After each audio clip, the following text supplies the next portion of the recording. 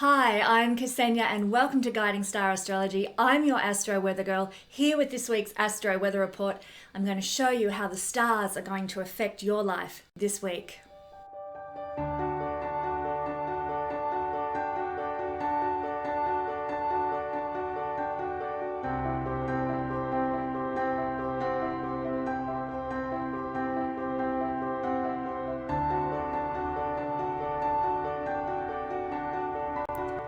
To get the most out of this video, listen to the intro so that you know what's going to affect you and when it's going to happen in the week ahead. Lastly, use the timestamps in the description to go to your rising sign, sun sign and moon sign in order to learn how things will affect you personally. I'd like to point out that this will be a general read. We're looking at the general influence of the stars upon our life. If you would like to know something more specific about your life and how the stars are specifically interacting with you, I would suggest getting a reading with a professional astrologer. You can do so with me through the link in the description below if you would like. I'd like to give a special welcome to anyone who is new to astrology. You're so welcome here at this channel. If you would like to learn to read your own astrology chart, I offer a short course. It's very cheap and it's lots of fun. The link is in the description below. To all of my friends who join me here each week, who like and share my videos and subscribe to my channel, I do love you. To my gold and silver and bronze star family members, I do pray for you every day. I thank the universe for your presence in my life. If anyone would like to join the Guiding Star family, the link is also in the description below. And now to this week's spotlight.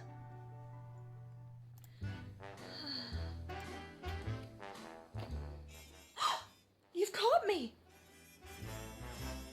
Are you wondering when love will come into your life?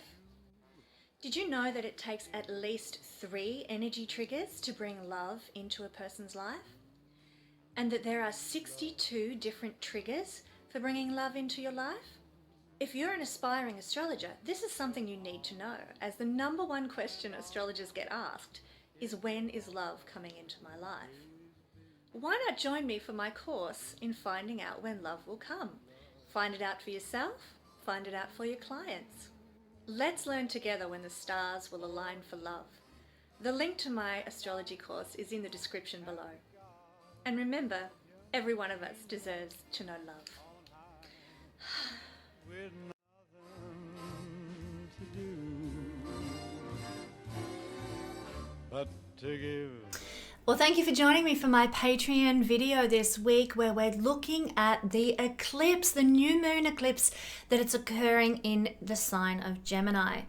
Now, if you're watching on YouTube, you'll get to participate in the breakdown I'm going to give for the chart of the eclipse, but my Patreon family members get to enjoy the energy, creation of right energy space, the influence of a new moon eclipse and what that means, and the breakdown for each sign.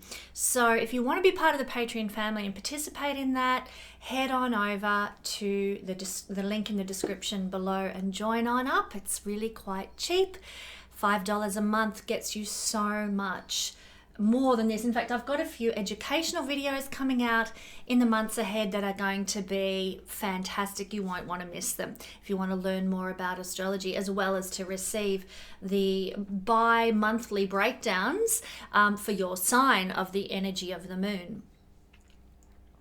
I want to say a really big thank you to my Patreon family. This year has been very, very hard for my business. Things have not been flourishing, and you beautiful Patreon people have helped me put food on the table for my family, clothe my children, and just supported us. We would have been lost without you. I wouldn't be able to even be here doing what I'm doing if it hadn't been for your presence in my life this year. You are a gift, you are a blessing, and I have so much gratitude for your presence in my life. Thank you from the bottom of my heart. So let's find out all about this eclipse. Well, it's occurring on the 10th of June here where I live in the world. Check out the description box below, which will break it down for what time and day it's occurring for you in wherever you live around the globe. But it's going to be visible, this eclipse. It's a new moon eclipse, a solar eclipse. It's going to be visible particularly strongly in the northern hemisphere, Canada, Greenland, Siberia, Mongolia, up around there. So you guys who live up there and might be watching my video will be able to actually get the most spectacular ring of fire view of the eclipse. And we've all seen pictures and photographs of the sun being blocked out by the moon and then just a ring of fire around the outside of the moon's shadow on the sun. So, or the moon's presence over the sun in exactitude. So you're going to get quite a spectacular view if you live very high up in the northern hemisphere. Enjoy. This is what's known as a solar halo. So very special. We don't, all get to see that, so get out there and view it if you're into that. The ancients believed you should not stand under eclipse or view an eclipse. It's up to you. Modern astrologers think differently, but this is going to be quite spectacular. And if you are viewing the eclipse, do wear sunglasses. Make sure that you put all your safety precautions in place. So on the 10th of June, at 19 degrees, I hope I didn't say that wrong before. I might have said 19th of June. I do mean the 10th of June. At 19 degrees of Gemini, the sun and moon are going to be conjunct, causing the eclipse here at 19 degrees. So if you happen to have planets, personal planets, the sun in your natal chart, the moon, Mercury, Venus, Mars, even Jupiter or Saturn, particularly if Jupiter or Saturn are your first house lord, ruler of your rising sign, if you've got any of those guys sitting around 19 degrees of Gemini or even 19 degrees of Sagittarius, 19 degrees of Pisces or Virgo, you're going to be directly influenced by either a square or opposition because of this eclipse. So if you've got planets in mutable signs, check out where they're falling at what degree. Also, you might have the midheaven, the MC, or your ascendant, AC, your IC, your DC. These points in a chart might be falling at those 19 degrees, and you can have sort of an orb of 5 degrees either side as well. And then you're going to be under a pretty strong, heavy influence because of the eclipse falling at that point too. So check out your chart, see what's being influenced, see if you're being triggered. You'll know if what I'm about to speak about is particularly applicable to you. So let's take a look at the chart of the eclipse. Firstly, this new moon is most benevolently, and I would say most strongly, going to be affected by Saturn in a really good way, because here is Saturn sort of at 13 degrees, which is within orb, and that makes a trine to the new moon. Love it. This is a beautiful energy. Saturn trine the new moon, and whatever is instigated under this new moon eclipse will last because that's Saturn's influence. It's longevity. It's for the long haul. So what else is Saturn going to bring this? Well, because Saturn is playing into the new moon, the solar eclipse, it's going to perhaps give new responsibilities, new duties, new authority to some people who might have a planet in their natal chart at that 19 degree point. That could be really great if that's something that you're wanting in your life.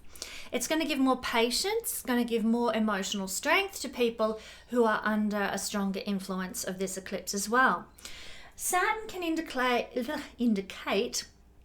the death of old ways of doing things when he's involved in an eclipse, but it'll come easily. So if you've got to say goodbye to some old habit or some old behavior that needs to go, it's done its time, it's over now, it'll happen easily. You'll lose that. You'll give it like a death experience to that energy quite easily now.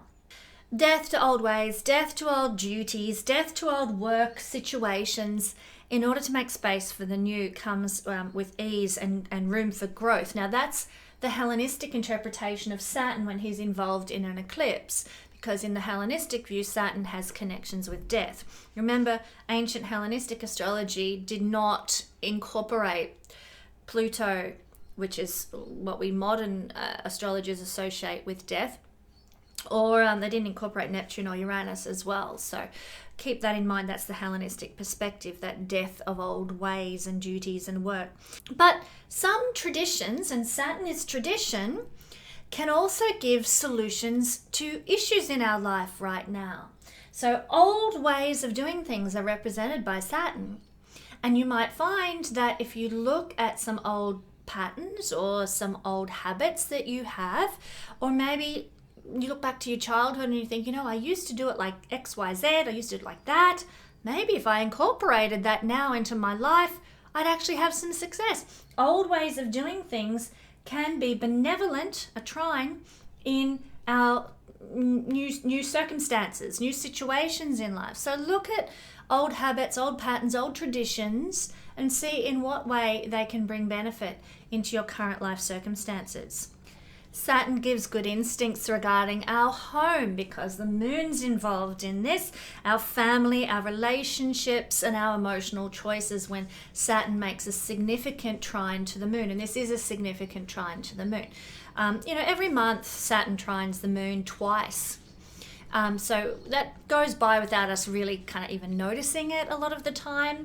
But when the moon is involved in a very important connection like this one, like the eclipse here, well, we know that this trine is going to be felt more strongly. It's like this trine is on steroids. We're going to feel it. And it'll give those good instincts and good feelings around home and family and all the things that the moon rules. Now, because Saturn, as I've just described, has to do with old traditions and old ways of doing things, Saturn also has connections to the past, and we might find that the past is coming back into our life in some way. An old lover might come back, or an old school teacher might cross our path in some way, or we might have a connection with an old community environment or something that we thought we'd lost touch with. And so there could be something from the past coming back into our current experience.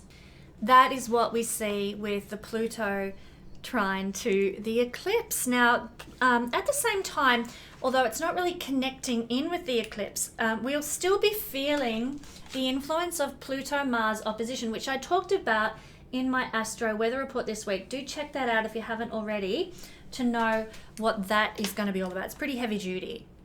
So that energy might still be sort of swirling around us in some way in our periphery, in our experience. See the Astro Weather Report for that one. The other thing that's going to be very important in this particular eclipse is the conjunction of Mercury with the Sun and the Moon as well. So Mercury is going to feature quite strongly as a part of this eclipse as well. And what does Mercury represent? Well, short travels, short trips. Now, you might need to take a short trip to connect with the past in some way in order to release it and let it go. In my Astro Weather Report, where I did mention this, I talked about, you might have gone away for a weekend at a B&B somewhere not too far away, and you might have to go back there and pick up a jumper or something that you left behind at the B&B. The need to sort of go back and retrace your steps with some sort of short journey, short trip for some important reason or another.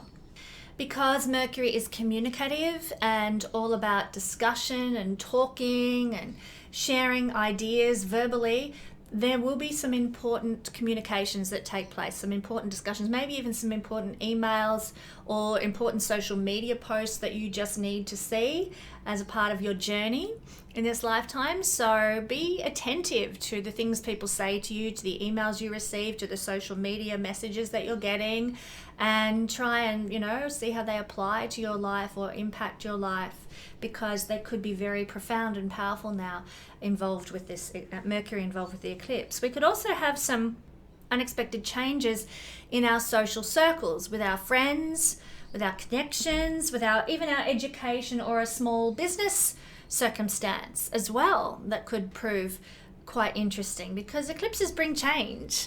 And when Mercury is involved ruling those things, we could see shifts and changes happening in those realms of our life too. Any communication that takes place could bring big changes into your life, actually.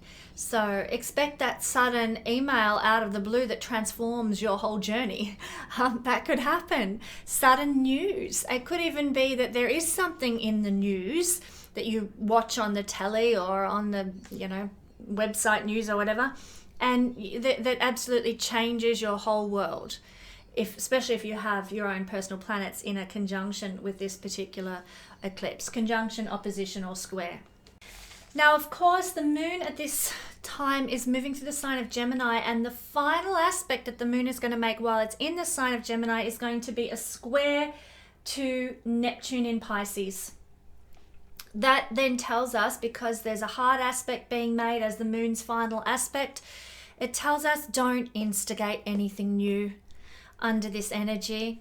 And you'll find many astrologers will say, oh, it's a new moon, go and make intentions, go and set intentions, go. No, don't, because the last aspect being made by the moon is a rather negative one. And so any intentions you set will have negative results. Wait until the moon moves into Cancer. We're going to be talking more about this, because, and those who are my Patreons hear me talk about this regularly with the new moon videos that I do for them, about how the actual day, or sort of 3 days, if you like, of the new moon period is not the time for instigating anything, taking action on anything. We just don't do it. It's, if you want to go into sort of, mystical stuff, it's bad luck to do that. So I'm going to talk more about that with my Patreons later on in this video. But the last aspect of the moon, just to let you know, is not supportive of new intentions anyway. So double whammy reason why you should not. Now I need to apologize. You can probably hear in the background some rowdiness. I have roadworks going on just outside my home. Unfortunately, that's impacted my recording day, and so I do apologize for the irritation that is, and I'm trying not to let it bring me down too much. Hello, Mercury retrograde. There's blockages and difficulties and hiccups with all our electronic media and our communications, etc. Here we go. Mercury retrograde. Gotta love it, don't you? So when eclipses occur in mutable signs, as this will be, Gemini is a mutable sign, they have less noticeable effects than we might observe in a fixed sign or a cardinal sign based eclipse. But they do tend to bring some needed adjustments and changes in our daily life and our daily routine. That's just the effect of eclipses in mutable signs. Solar eclipses, which is what this is, the moon is blocking the light of the sun reaching the earth. And because it's quite fascinating actually, because the moon is so perfectly distanced from the earth, it is actually, from our vantage point here on Earth, it's the same size as the sun, or it looks like it is, even though the sun's way bigger. The distance the moon is from Earth makes it the same size in the sky as the sun, and therefore the moon has the power to completely block the sun. What are the odds of that? Don't tell me that there's not some kind of great benevolent energy in the universe that is putting things together, because that is pretty remarkable, pretty exceptional. So a solar eclipse like this one, a new moon eclipse, has more effect on our outer world. And what that means is, well, let me compare it to a lunar eclipse. A lunar eclipse, our energy internally shifts and changes. Our beliefs might change, or our attitude, our ethics, or our morals. Something energetically within us shifts, and then that causes our external world experience to go through a change as well. With a solar eclipse, it's the opposite. Our experience changes. Something happens in our experiential realm. Like we might get that surprise email that transforms our whole existence. You might get news with Mercury in a conjunction with this new moon eclipse that changes your life and your daily routine in a way you never thought it possibly could. So external circumstance affect your journey, and they will affect your journey not only outwardly, but it'll change your inner state of being as well. So you might have been sort of lackluster and a bit down in the dumps since the last eclipse, and along comes this new moon eclipse at a significant point in your chart. You get some great news, and suddenly your whole world changes externally, and your spirits are buoyed and lifted, and your inner energy shifts because of the external change in your life. So it could be really fun in that regard for a lot of people who are longing to see a shift and some change in their life. But we're going to need to adapt. we're going to need to adjust because of the external shift that's happening in our world. Solar eclipses will trigger events over a 6-month period. Lunar eclipses only trigger events sort of the week before or the week after. And solar eclipses, they're active for 6 months until the next set of eclipses arises. And so if nothing happens around the day of the eclipse, you know, don't be sort of perturbed that something might occur 4 months from now when this arises in your life.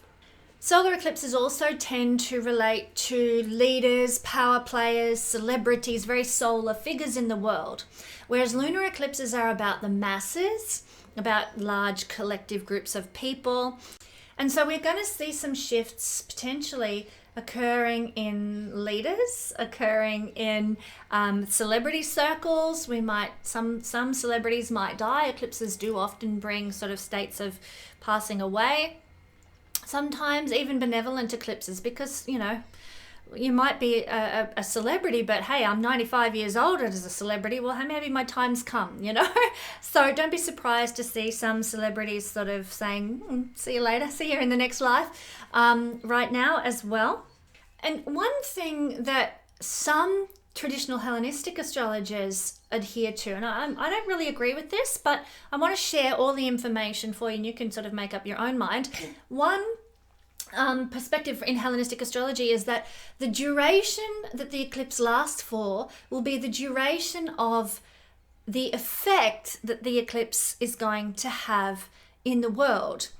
So this eclipse is going to last 5 hours long and be visible for 5 hours long from start to finish, and therefore it correlates to years.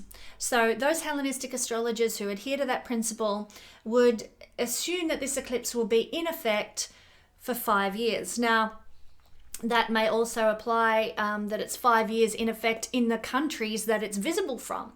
Greenland, Siberia, Alaska, you know, up in those realms.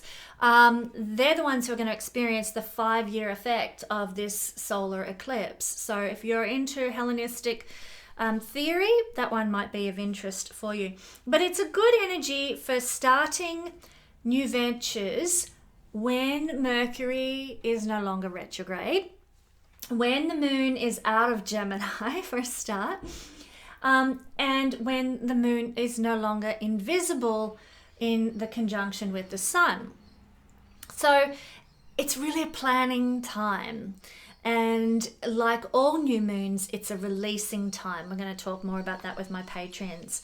So it is a good energy, though. It's going to give us the motivation and the impetus to make changes in our life. So we can start planning, we can start thinking about what we're going to do under this energy. We're going to have the desire now under this solar eclipse to make the changes that we want in our life. Now, if you're interested in the Saros cycle of this eclipse, which of course is very important, but I've talked about that already with the eclipse that occurred on the 26th of May. So you can go back to that video that I've done, or if you would really like to know in depth the juicy details about the Saros cycle, pop back to my video that I did with my colleague Joanna. And my God, she is so intelligent. She is so wise. I find her so inspiring. She's my personal astrologer myself. She's my go-to for everything. So check out that video with her, because her wisdom, if nothing else, will astound you. Plus, you'll also get lots of juicy details about the energy of this eclipse. Now, I will also point out that this eclipse is not in a conjunction with any particular fixed stars of note. I mean, there's plenty of stars up in the sky, but the significant ones not really playing into this eclipse at all. The star Bellatrix isn't far away, but it's not within the orb that I would consider to be influential. Let me tell you a little bit about eclipses in general. They tend to cast a light on the dark side of our lives. They show up where we're falling down, where we're letting ourselves down, where we're self-sabotaging, where our shadow side is, and they light that up for us so that we can deal with it. Things that we weren't aware of before that were existing in our psyche or in our behavior, in our attitudes or beliefs, they're revealed so that we can change them, and hidden things therefore become apparent, hidden things about ourselves. I've had some massive revelations since the last eclipse. It fell on a very important part of my chart, and the eclipse on the 26th of May just revealed so much in my attitudes and behaviors and woundings and inner child experiences, and it's time for me to do the work. Those things that were hidden, that I weren't consciously aware of, have now been revealed, and I've got to deal with them. So that's what eclipses will do. You might find that if you're being triggered by this eclipse, the same thing will be true for you. Anything that we've postponed or ignored or denied, we're not going to be able to ignore it any longer. We're going to have to face it. We're going to have to change it. Because eclipses, they tell us what needs shaking up, changing, ended, destroyed, dissolved, excreted out of our lives. That's what eclipses do. So don't fight that process. The more you fight it, the more miserable you'll be. If something needs to go, let it go. Don't fight it. So what have you been fighting internally, or transmuting or dissolving or excreting or confronting in yourself for the last 2 weeks to a month? What significant events have unfolded, most maybe unexpectedly as well, for you in the last month or so? Those things are telltale signatures of what the eclipse wants you to address. Don't deny them. Don't ignore them. Address them. Journal about them, process them, think deeply about them, ponder them, dance therapy through them or art therapy through them. Like, deal with that stuff that's come up. It's time. And it's also time for us to say goodbye to our YouTube friends. Thank you for joining us in the YouTube platform. We love you. Now I'm going to move into the deeper portion of this reading for my beautiful Patreon family. If you'd like to join us, you know what to do. Go to the link below. Till next week, my beautiful YouTubers. Thank you so much for joining me and supporting me here on my channel. Mwah! I'll catch you next time.